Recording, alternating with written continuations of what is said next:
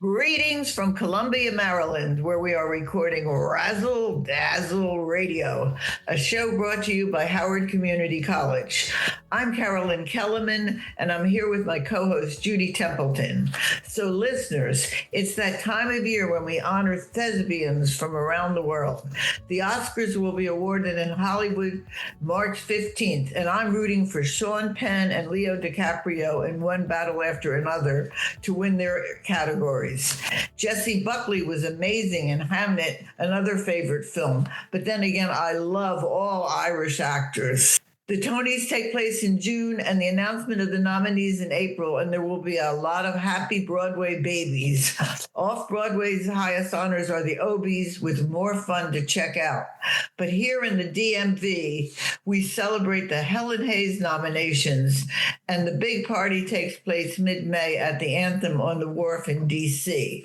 So let's meet our theatrical guests who may have their eyes on this prize. Judy, take it away. All right. I'm super excited to have Silhouette Stages and have Jeremy Goldman, the executive director, Stephen Foreman, director extraordinaire, and you're going to hear about Fun Home, and Annabelle August, and she's the assistant director for Fun Home. If you don't know anything about Fun Home, hold on to your hats, because you're about to hear a modern day story. Oh boy. So first, let me talk to you, Jeremy. I thought you were nominated this year for an Oscar. Am I wrong? Yeah, it's between me and Leonardo DiCaprio, so we'll see how it goes. Oh, dang it. Well, I'm voting for you. All right. You certainly should get a local one, and we can talk about some of those awards in a little bit. But I do love the backstory of Silhouette Stages because it's been around for a long time under a different name. And if anybody looks up the website, I love that it said it began with a quilt. So explain what that means. It did, yes. Back in the olden days, 2003, a group of theater lovers led by folks like Mo Dutterer and Debbie Mobley and Connie Ross and you, Judy, just decided to put on one production. And that production was the play Quilters. And it was so successful and people had so much fun participating in the show and coming to see the show, they decided to do more. They named the organization Shadow Block Productions because the squares of the quilts are known as shadow blocks. So for several years, it was Shadow Block Productions, and it just grew and grew and grew. That was over at the Red Branch Theater back in the day. And then in 2008, they relocated to Slayton House, rebranded as Silhouette Stages. And long story short, here we are in our 21st season. Yes. So when did you come into the picture? So I can say that actually I was instrumental in getting them to Slayton House. Mm-hmm. That made a big change. And so when did you come in the picture around that time then? Yeah, I came on board in 2015. We were doing a production of Big River, The Adventures of Huckleberry Finn. Oh, boy, yeah. And this little baby face played a 70-year-old con man. So that was my intro to Silhouette Stages. But immediately fell in love with the organization and all of the people involved. And I knew the amazing potential that the group had and how they were always setting the bar higher and higher, and just wanted to be a part of it. Well, I do love the story that you are lawyer by day and, of course, director by night. And there's a close proximity between lawyers and actors. So I used to teach some acting classes for adults, and I had a lot of lawyers in them. So I learned that early on. So you are a great actor, and you came from that background. But what you've done is you have really brought Silhouette into the days that we're in. And you do some pretty innovative works, thought-provoking, poignant, whatever words you want to use. And I love that you step out on the edge. When did you just sort of regroup and decide to change it up a little bit? Because there have been changes. Yeah, I think one of the big transition periods was the 2016, 18 time period. And we did shows like Spam-A-Lot and Next to Normal. And there were just some shows that brought really big audiences and new audiences. And I think that's when we all were like, wow, I think we're onto something here. And bringing a diverse a set of productions to each season, I think, is something we love doing. This current season is a great example. We like to have a show that maybe isn't done as often, that's a little bit more maybe intense, thought-provoking, maybe pushing the boundaries a little bit. Yeah. We love having a family-friendly show. We just like bringing a bunch of different things to the community. So that's what we're going to keep doing. Yep. You've had some pretty eclectic seasons, I must say. So I guess that segues us to you, Stephen, to talk about Fun Home. And I would be remiss not to say that I love Stephen. I love his work, and I love his shoes. And so, if for anybody that knows me, I am a little in competition about shoes. So Stephen gives me a little competition every once in a while. But I like him anyway. For your money. So super excited. Tell us about Fun Home. Absolutely. Fun Home, it's really the story of Alison Bechdel, this incredible artist, and the moment in her life when she's trying to break through a creative block to make what becomes her masterpiece, the graphic novel Fun Home. What the musical does so beautifully is it lets us walk through her memories with her. Like we see her as a child, as a college student, and as adult Alison, all played by 3 different actresses. And they're all trying to make a sense of it all. And at the center of these memories is her relationship with her father, both of them queer, both of them growing up in a small Pennsylvania town, wrestling with identity, secrecy, shame, and the ways that they mirror each other and then completely diverge. It's equally hilarious and heartbreaking, and it swings between those extremes with incredible honesty. The show is something I know we talked about it last time we were on here. It's a show that I have been excited about for a very long time. One of the reasons that I love the musical art form is because in a good musical, people earn the right to sing. And when you can't speak anymore, you got to sing. The emotions get too big. And the thing that I love about Fun Home is it's so intentional about that. Every single song in the show feels earned. Every moment feels like it's bursting out of something real. And I cannot wait for audiences to see this cast because they are unbelievable. Every single person is so perfectly matched to their role. We got so incredibly blessed and lucky. We have people from like all over the DMV that have come out for this show. Yeah, it's just a unique piece of theater that is not done very well, and it deals with a lot of really interesting subject matters. And the Bechtels ran a funeral home, and so there are kids in the show that basically grew up around death and literally part of their daily life. It's like another day at the farm for them. And working with these young actors has been amazing because they really remind me of like why I love what I do. They bring like this level of energy, and Annabelle can speak to this too because she's been in rehearsals. They bring this level of energy that is like, this is why we do what we do. They wake you up. They make you stay present. They make you grateful for what we're doing, and really they invite us to play and take risks and have a good time. And they're supported by this amazing adult company that are just so talented and sharing the stage with the kids in a way that's vulnerable and beautiful. And I feel like I'm just going on and on and on about it, but like I love it. I love your energy and passion. And we talk all the time about that's what the arts does. That's why we're all in the arts. We need that fix. We need that hit, Yeah, absolutely. Yeah, it's a glimmer.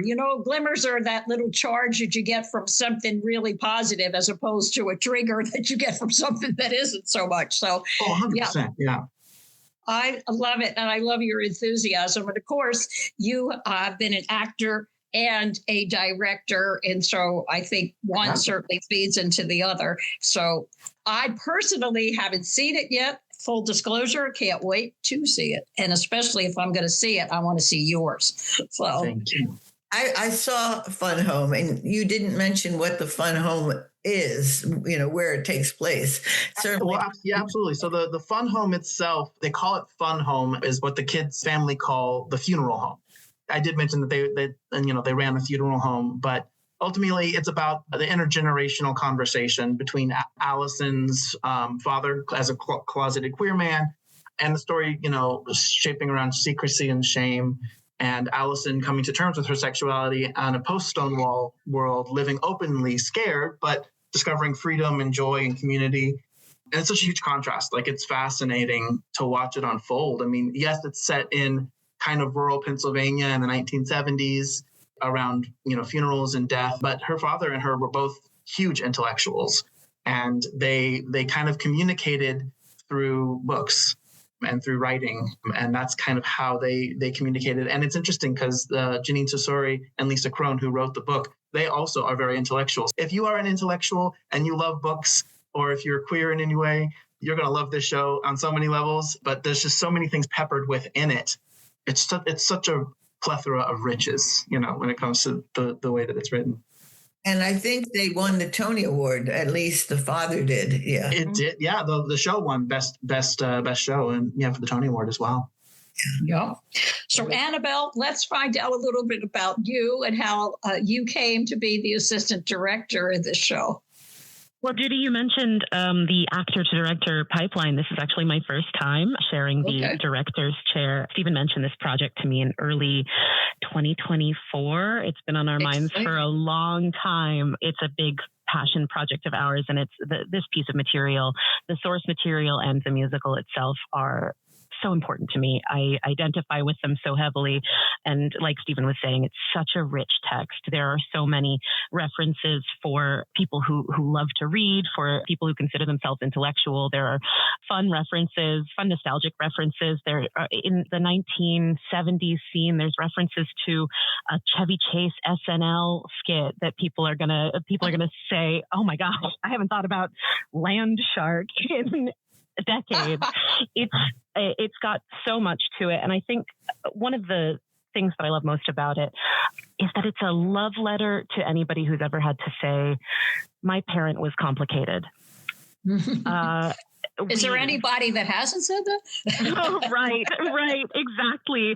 So many people say to me when they find out that I'm working on this show, wow, seeing Fun Home was the hardest I've ever cried. Not the hardest I've ever cried seeing a show, the hardest I've ever cried. It will really wring it out of you. It's got so much beautiful depth, but it's also got so much humor. I can't believe that I get this opportunity. I can't believe I get to work with Stephen. We've been collaborators a few times now, and it's always a pleasure. We work together so seamlessly.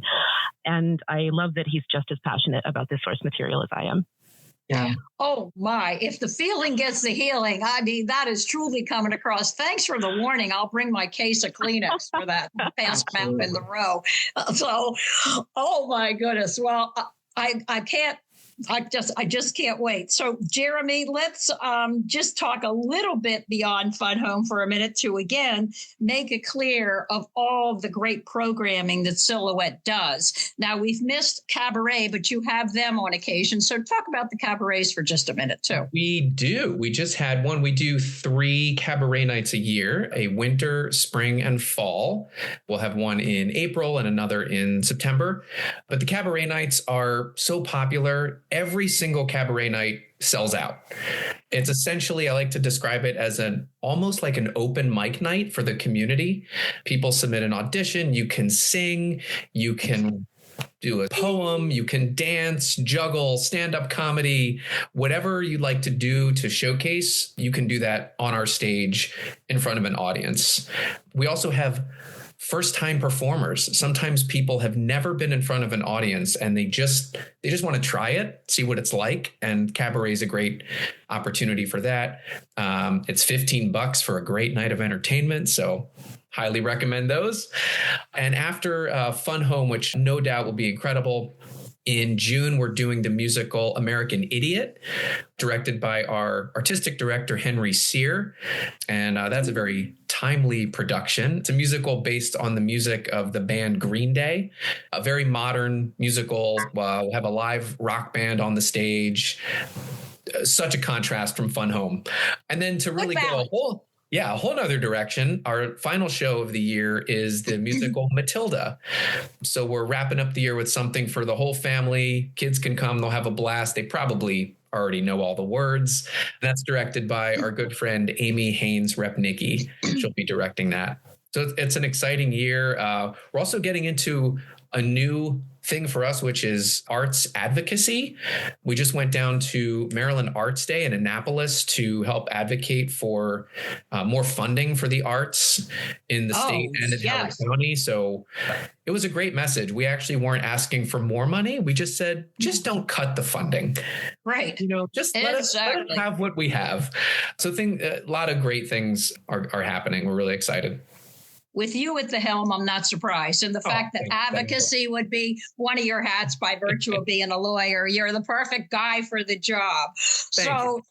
All right, maybe we can take that piece about your cabarets, and you said the word dance. Did I hear dance?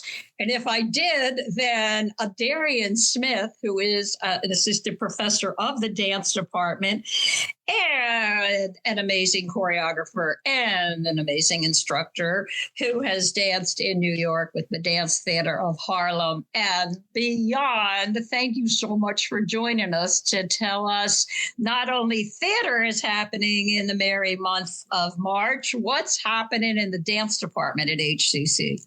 Oh, thanks so much for the intro, Judy. Yeah, so in March, we're doing the HCC Dance Company. So we'll have some performances there. It's led by my wonderful colleague, Elizabeth Higgins. She is the coordinator and professor for the dance program here. And Miguel Ledesma is an adjunct professor here. So the two of them are heading up the dance company this year. The dance company is comprised of students and some alumni.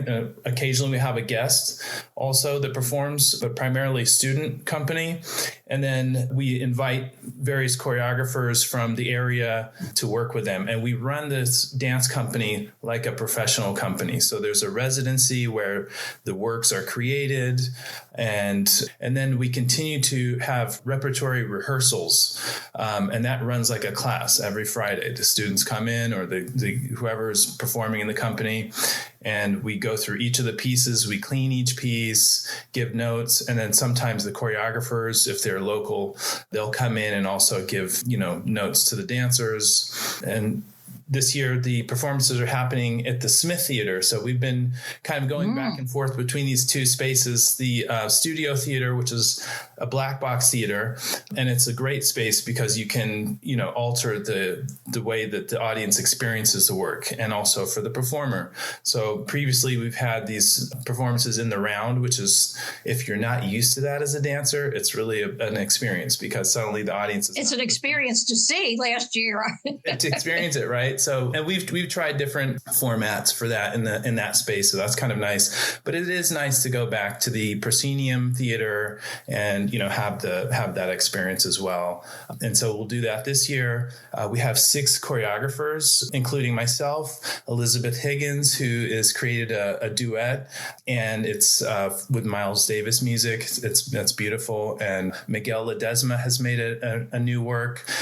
We invited Alvin Mays to come. And Alvin, he's, a well-known dance artist, and he's also on faculty at University of Maryland College Park. He's made an original composition for the work, so I haven't heard it, so I'm excited to hear that. And then Gabriel Mata, who is up-and-coming choreographer. He's well-known in the area as well.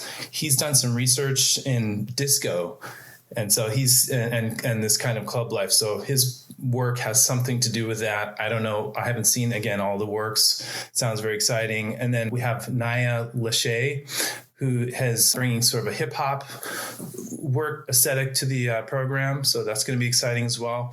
The work I made has some tango in it, and then it's kind of fused with the sci-fi thing. So I don't want to give away too much, but wow. Tango sci-fi. Wow. I mean, now that is a juxtaposition, I guess I would call that. Right. So this is happening March 6th through the 8th at the HCC Smith Theater.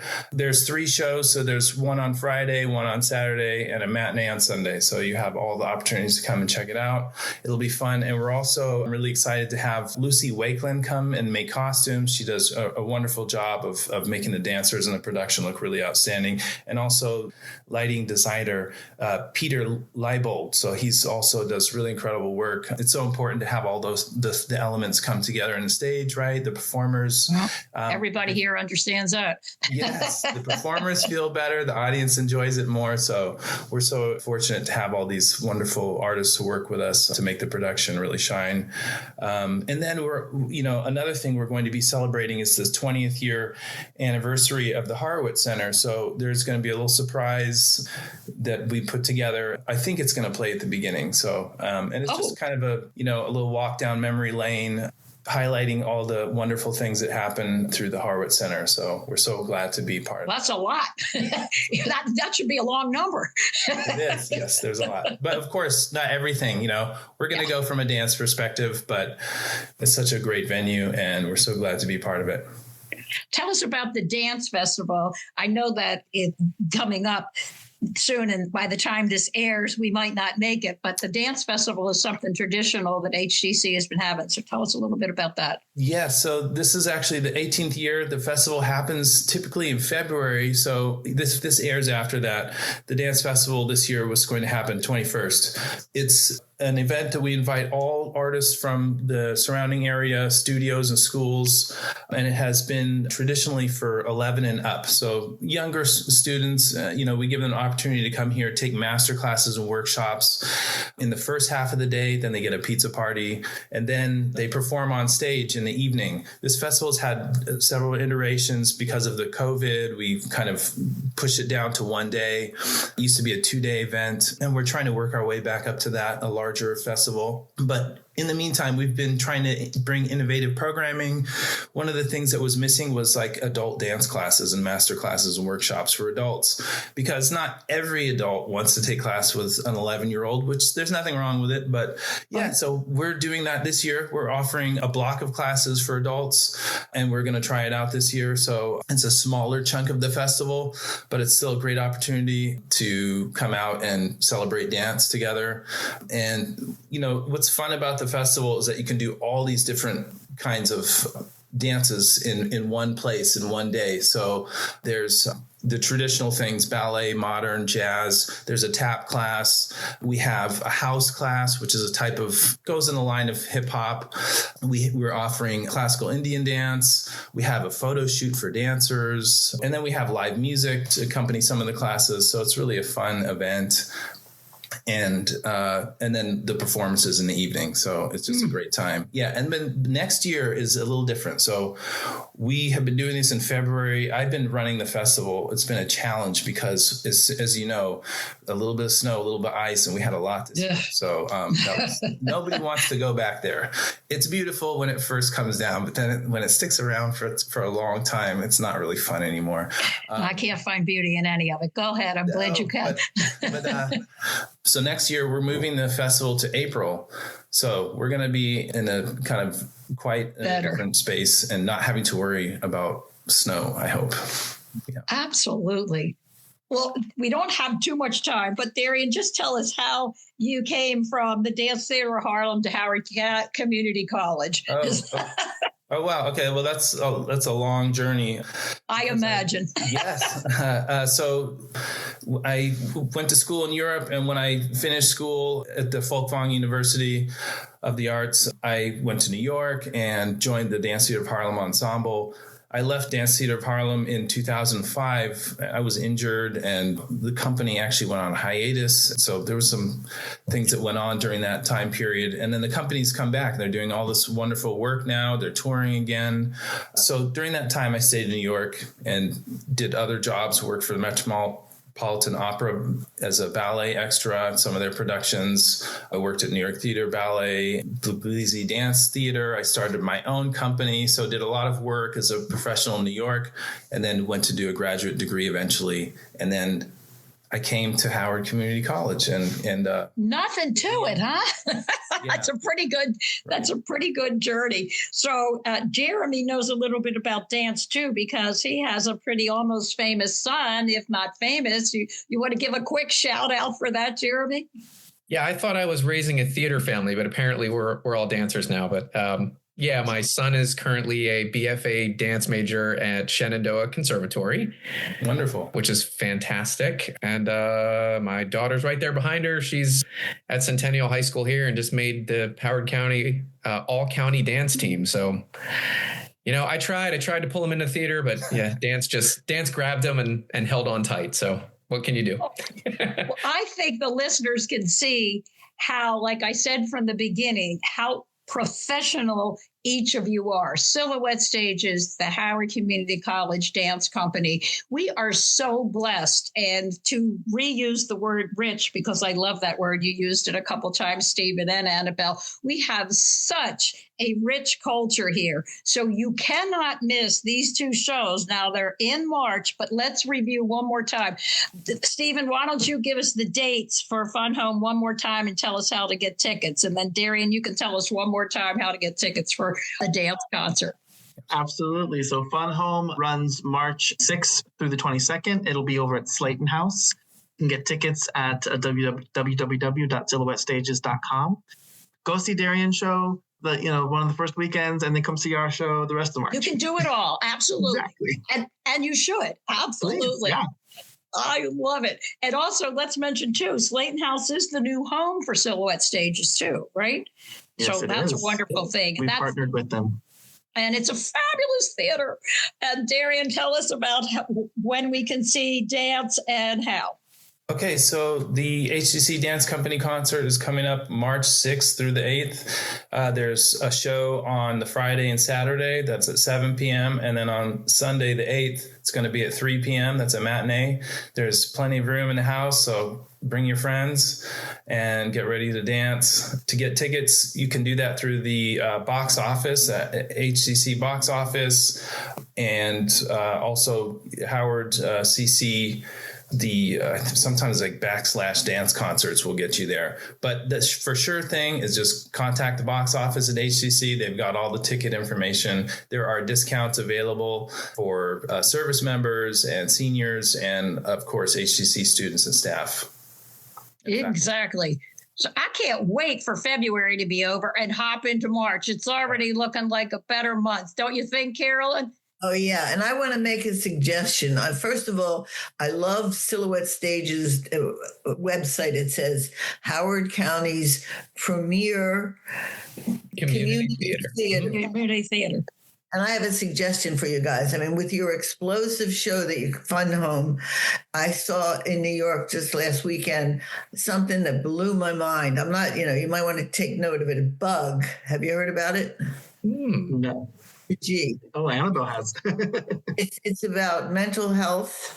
It's also about... Sounds like up Silhouette Stages alley there. Yeah, conspiracy theories and frontal nudity.